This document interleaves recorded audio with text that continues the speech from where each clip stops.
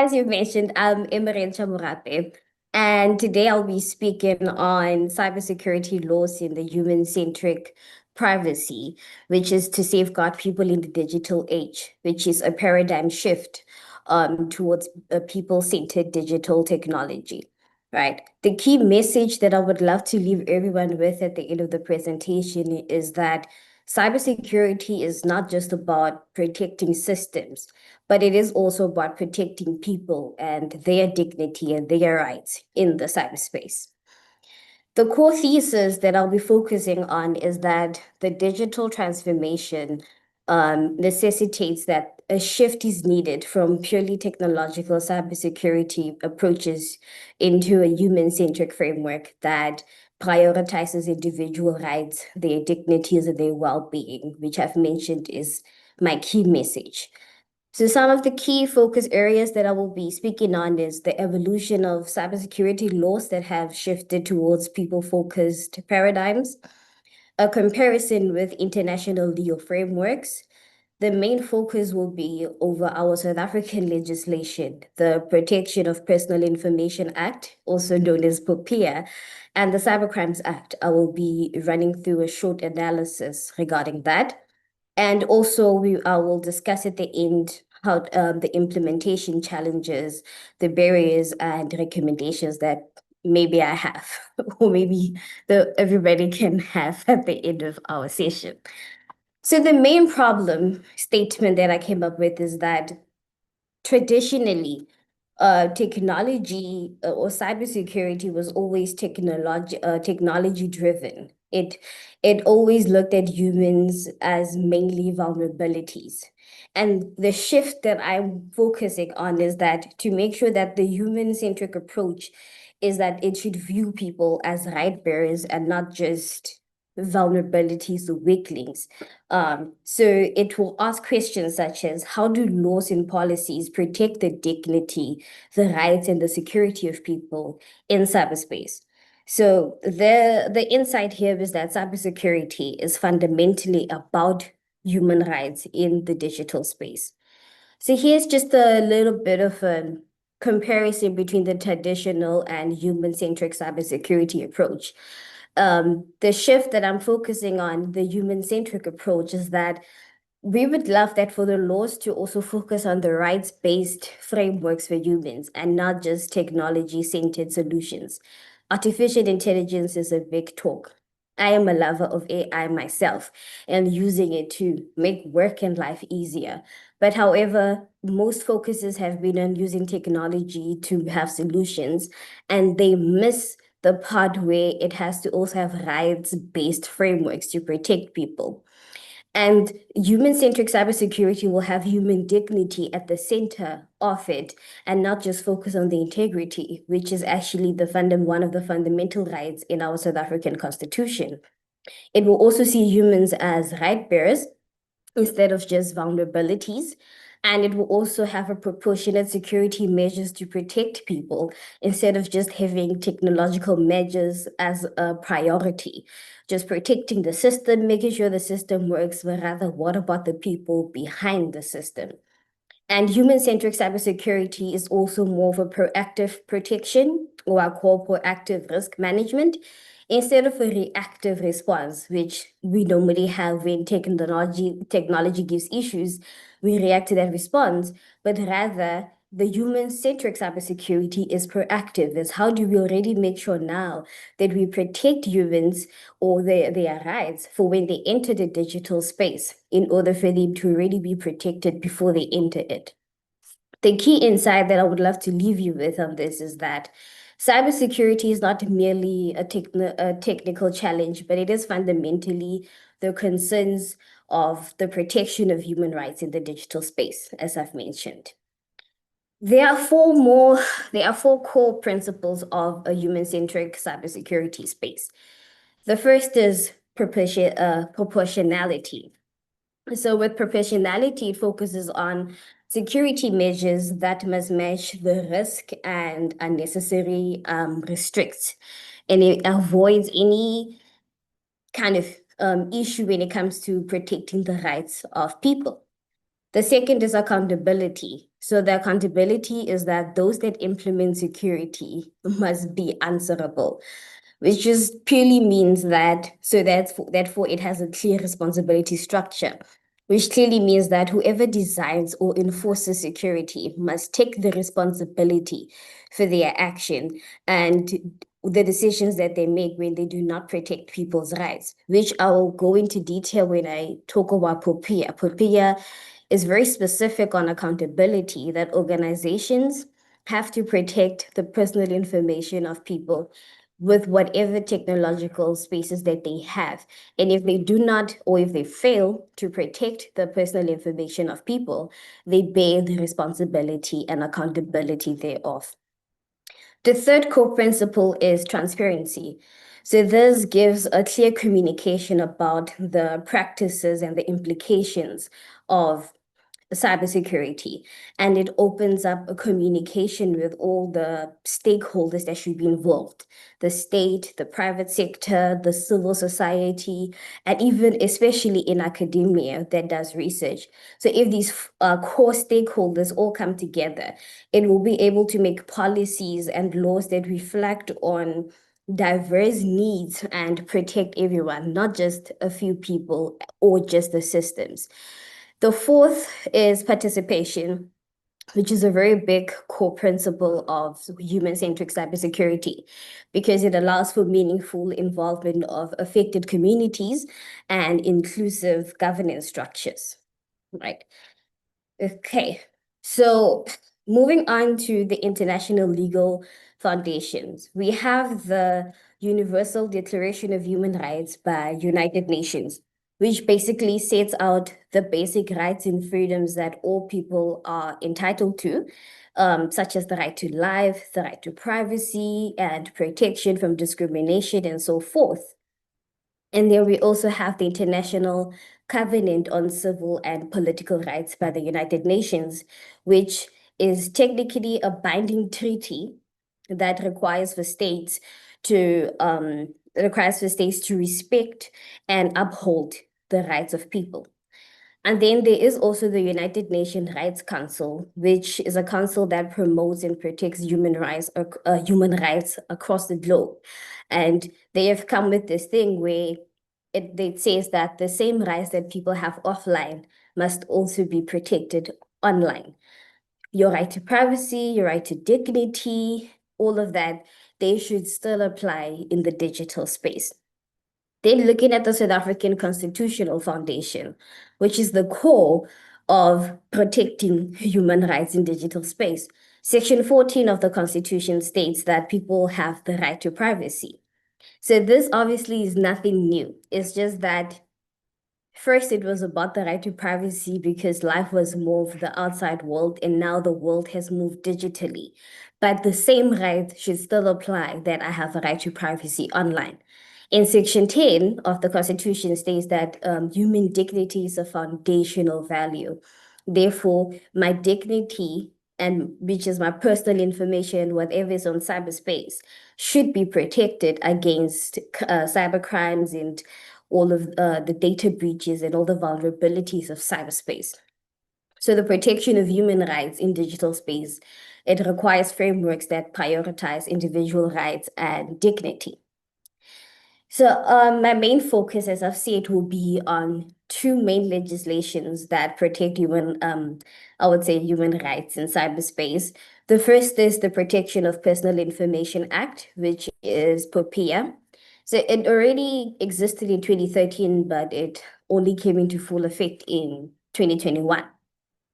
So POPIA is one of the most milestones in aligning cybersecurity and privacy with people's rights. At its core, it is a law that is designed to give individuals greater control over their personal information and to affirm privacy as a fundamental right. It has eight foundational principles. The first is accountability, as I've mentioned earlier. The second is purpose specification, information quality, security safeguards, processing limitations in terms of the limitations on who and how can people's information be processed, further processing limitations, there is openness, and there's also data subject participation, which again I've also mentioned previously is one of the main core principles of a human-centric cybersecurity.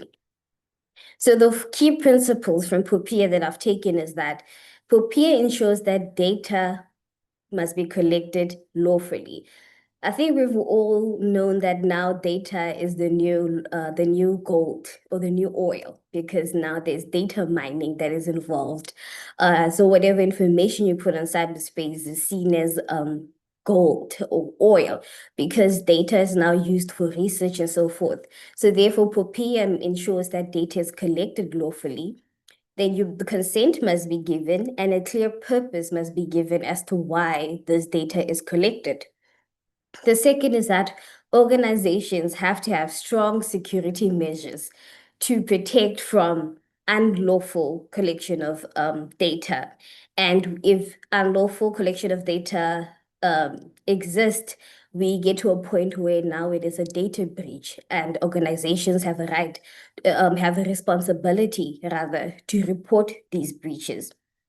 But the last key principle I would like to take is that individual rights have the individuals have rights to access, to correct or object on how their data is used. So therefore, just because I'm giving my data to an organization or to the state, and I have a right to ensure that it is corrected.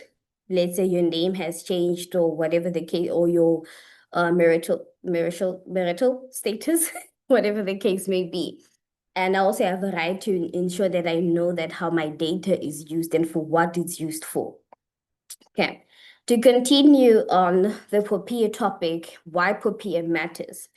POPIA is a very important legislation because it empowers people to control their information. That is the new gold, the new data mining. It protects individuals from harm, such as identity theft and fraud, which we've seen happen quite lately in the past 3 years. There has been a number of cases in terms of identity theft and fraud. And it also promotes a culture where privacy is tied to human dignity. Because my information is giving you details about who I am, if it does form part of a person's dignity, so therefore I have a right to protect it, to make sure that my dignity is protected. One of the challenges, therefore, but is that the enforcement of POPIA is still limited, and public awareness of rights under POPIA is also very low. And we've seen that in cases such as when it's mostly visible in the private sector, where organizations have a large pool of data breaches, but mostly the communities outside, I would say those in a more disadvantaged background, do not know about their rights in terms of POPIA. They do not know what is being done with their data, how it's collected, how it's processed, and so forth. And that's one of the challenges that South Africa currently sits with. But a way forward I would propose is we need to strengthen the enforcement of POPIA and raise more awareness. Internally, I do it as I work in the private sector, but I believe the state has a part or a role to play in making sure that it is promoted outside as well for the civil society, and for POPIA to be embedded as part of our broader cybersecurity ecosystem to protect people, their rights on the digital space, not just the system of the digital space. The second legislation that I would focus on is the Cybercrimes Act. It actually is one of my favorite acts and POPIA. But simply because I believe South Africa has very strong legislation. The only challenge is mostly implementation. So the Cybercrimes Act is a primary legislation that criminalizes various forms of cyber-related offenses. It improves the mechanisms for investigations and create a more secure digital environment for individuals, for businesses, and the state. So because now there's been a recognition that people's rights or data has to be protected online, and it has to be protected in case of situations such as fraud and identity theft, the Cybercrimes Act enforces that, and it criminalizes all cyber-related offenses, if that makes sense. So how the Cybercrimes Act balances security and rights is the key offenses under the Act is unlawful access, which we commonly known as hacking. So it criminalizes when people gain access to systems or to data without permission, which is similar to the POPIA, but rather this one makes it more of like a crime and holds people accountable. There's also the unlawful interception, so which is when you monitor or capture data in transit without any authorization to do so. It also criminalizes unlawful acts in respect of software and hardware tools. So using or distributing softwares to commit crimes, which happens lately. One of our speakers yesterday was talking about how AI now can be used for a lot of cyber-related crimes. It uses your voice for deep fakes and all of that. So this is one of the crimes that has been recognized under the Cybercrimes Act for when they find the perpetrator, how to penalize the perpetrator. The fourth is for cyber fraud, forgery, and extortion. So simply it's just for when there's exploitation in the digital platforms for financial or reputational harm. This is also criminalized under the Cybercrimes Act. And the fifth is disclosure of data messages. So sharing intimate images or information without consent, which has commonly been known now as revenge pornography, has a serious social and psychological consequence for the victims, and therefore is one of the major crimes that are ensured to be criminalized under the Cybercrimes Act.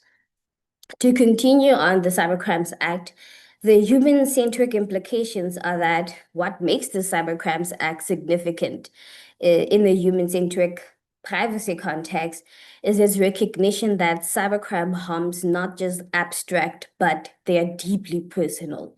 As I've mentioned now, one of the examples was that a disclosure of data messages has a serious social and psychological consequence for the victim. So it is a deeply personal crime. For instance, victims of revenge pornography often experience trauma and long-term reputational damage. The Act, therefore, provides a recourse by criminalizing such behaviors to enable the victims to seek justice and for their dignity to be restored. And a second is that the cyber fraud and phishing, which is one of the most common crimes now. Lately, you'll just click a suspicious link and people have access, the criminals have access to all the information on your phone or your laptop. These they affect people with limited digital literacy. Because now I'm not aware that any email that I get that is a link, I must first pause, first assess what is written there. Don't press any links if it's suspicious of never talk to this person. It affects those people and it strips them from saving their savings and livelihoods. So if one of the speakers mentioned yesterday that a lot of people think just because I don't have a lot of money in my bank account, no one can hack me. But he's mentioned that, hey, but it also means that now they leave you in a worse zero or minus zero bank balance.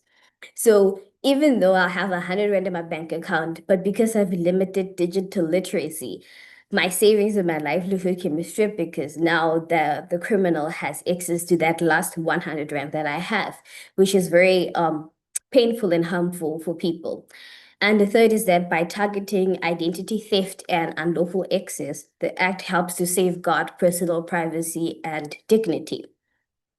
So for the act to be truly effective in protecting people's rights and safety, their privacy, I believe the state should strengthen the training and capacity within the police and judiciary. So as I've mentioned, the Cybercrimes Act, as you have seen, is an act from 2020, which is just in COVID. So I believe we're still very new as in 2025 to cybercrimes and all the effects that it has. And I believe that there needs to be more strength of training with the police and judiciary in terms of processing evidence when there's cybercrimes, protecting data privacy while collecting the evidence on cybercrimes and so forth. to run awareness campaigns so that victims know how to use the law and to protect themselves, especially those in disadvantaged background that have a limited digital literacy, to enhance international cooperations to address borderless natures of cybercrimes.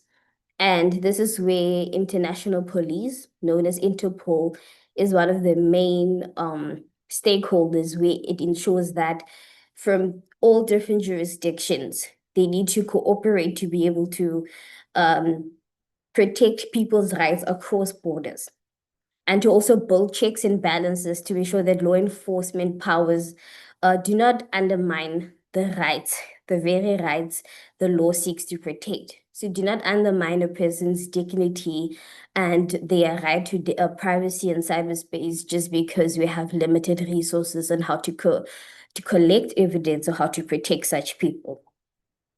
To move along, I will talk about quite briefly the challenges in aligning cybersecurity laws with people's safety. So the first is enforcement capacity constraints, which we've seen that the information regulator is a little under-resourced currently. Or maybe I would know because I deal with data privacy matters. There's also insufficient staffing and technical expertise in data privacy and cybersecurity laws across all sectors. There's limited funding for any enforcement activities, as I've mentioned, probably also training for the police and the judiciary. And there's a lot of similar challenges across the African jurisdiction as well, because South Africa sets an example to most African countries. But now there's similar challenges across the jurisdiction in Africa that is one of the challenges that the continent is facing. The second is digital inequality. Um, One of the researchers I saw was that 40% of most South Africans do not have internet access. And obviously, they will mostly apply to those that live in disadvantaged backgrounds, or because load shedding is still a part of their lives, and all of these other challenges. So the significant variation is mostly by race, by income, and geography. Also, not having enough income to get an education on digital literacy is one of the reasons why there's a digital inequality. Having limited digital literacy affects rights exercise, as I've mentioned. There's also differential policy impacts that may exacerbate disadvantages. The third is that there's cross-border enforcement challenges, as I've mentioned when I was discussing the Cybercrimes Act, the global nature of digital technologies. Because South Africa is still also very new into the cyberspace, we do not have the infrastructure that most jurisdictions, perhaps like in Europe, would have in terms of digital technology. And there's also jurisdictional constraints and enforcement gaps. And there's a need for international cooperation mechanisms in order for South Africa to be able to have access to such infrastructure to support or to help the citizens of the country. And there's a lot of undeveloped practical cooperation structures. There are a lot of, because technology runs faster than the law. By the time, for example, a law is implemented in 10 years, technology advanced 30 years ahead, and therefore the law kind of becomes irrelevant. So there's a little bit of underdevelopment on the practical cooperation structure side. The key discussion points, as I've mentioned, that we've talked about is how can we accelerate institutional capacity building for a human-centric cybersecurity? What role should the private sector play in human-centric cybersecurity?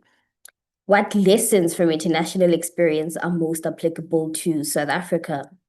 And how do we address these digital inequalities while implementing new frameworks?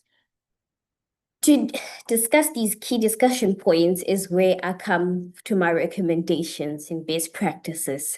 And this is according to my research. So not exactly according to as an expert in the field. So the first is institutional strengthening. To enhance the information regulator with increased budget and technical expertise.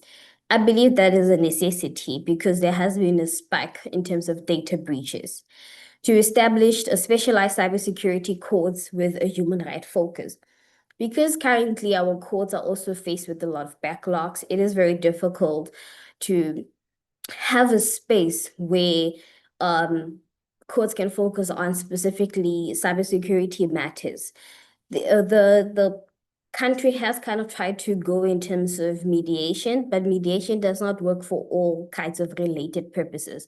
So therefore, I believe if we have some sort of a court or tribunal that deals with human rights focus in terms of cybersecurity, it would be one of the things that strengthen our institution, and to build regional cooperation mechanisms and technical assistance programs. And I believe this should be for each and every South African from disadvantaged and advantaged backgrounds. You never have enough information to protect yourself against all of these cybercrimes that happen. The second is a multi-stakeholder governance. So a formal collaboration mechanism with diverse stakeholder representation is necessary. I've mentioned in the beginning, stakeholders such as the state, the private sector, academia, and even the civil society, like members of civil society, the leaders and so forth, them coming together to collaborate on diverse, to make sure that there's a representation in terms of the mechanisms to build to be able to strengthen our cybersecurity systems. I believe there should also be regular stakeholder consultation in terms of the public and private partnership, and an update in terms of our national cybersecurity policy framework that should include human rights principles. But this, I believe, the Cybercrimes Act has tried to cover, but it is still limited. The third is the rights-based digital literacy. And this is one of the most important things. With knowledge, there's power. And without information, it's very hard to protect yourself. So a comprehensive program that goes beyond basic technical skills is a necessity currently. And to understanding of privacy rights and available remedies for violations. So these should be taught from school upwards, where children should know what their privacy means, what their personal information means, and should they feel that their privacy was violated, what can they do? In terms of children, is it, do we go to the teacher, to the school principal? And in a more corporate space, is it, do I go to HR, do I go to my line manager? But there should be those remedies available for such violations. And I believe that educational curricula from primary up to tertiary levels with public awareness campaigns is a necessity. Children now are one of the main people that are under attack in terms of cybercrimes. Because the information is also available online, and we live in a world now where everything is digital, everything is on social media, and we have high school children on social media as influencers and so forth. But them not knowing their rights and exposing too much data about their personal lives is a very big risk, and this is something that they need to be educated on. The last recommendation I have is for a privacy enhancing technologies. So having a privacy by design approach and advanced encryption methods is a necessity currently. Our current encryption methods obviously would be the normal password protecting, finding safer ways to transmit data such as links and so forth. But as AI is advancing as well, cyber criminals also are advancing. We need to find ways to enhance the encryption methods when it comes to protecting people's data. I believe that government procurement policy should also prioritize a privacy preserving approach and regulatory incentives for privacy technology adoption. This currently I would say exists in terms of maybe engineers or scientists that deal with such privacy technology adoption. They have the funding to do so, but I believe they should also be available for each and every person that needs the education and the awareness on how to build or to adopt privacy in their workspace and technologies, so forth. So in conclusion, As I've said, human-centric cybersecurity should not just be about choosing security and human rights, but it should be about recognizing that true security can only be achieved when grounded in respect for human dignity and fundamental freedoms. South Africa's foundation there, we have very strong legislative frameworks such as POPIA and the Cybercrimes Act. And we have constitutional human rights as a foundation in our country. There's also a lot of international best practices integration that I've mentioned, such as the Universal Declaration of Human Rights by the United Nations. And we should have a growing awareness and commitment to educating and to teaching people about their data privacy and protecting themselves online. The required action, which was part of my recommendations, is institutional capacity, digital literacy, governance that ensures that innovation mechanisms are available for collaboration, and multi-sectoral collaboration across all stakeholders, I believe is also one of the most important required action. And my vision for the future, as I've mentioned below, is that I have a vision that we have a digital society that is both secure and free, that is prosperous and equitable, that is innovative, but also right, respective. So, I study the law, and our representative of law is the Lady Justicia, who always holds a knife and is blindfolded. Because that knife represents that the law is a double-edged sword. So is everything in life. So we need things to be secure but free, to be prosperous but equitable, to be innovative but rights respective. Everything is a double-edged sword. And I believe one of the presenters also said yesterday that one thing he always says is if something is useful, it also can also be used as a dangerous tool, which is something we can learn from. So that is the end of our presentation. I don't know if there are any questions. And here is my contact information should anybody want to have a conversation and so forth. And I appreciate the time, and your valuable feedback would be appreciated. Thank you very much.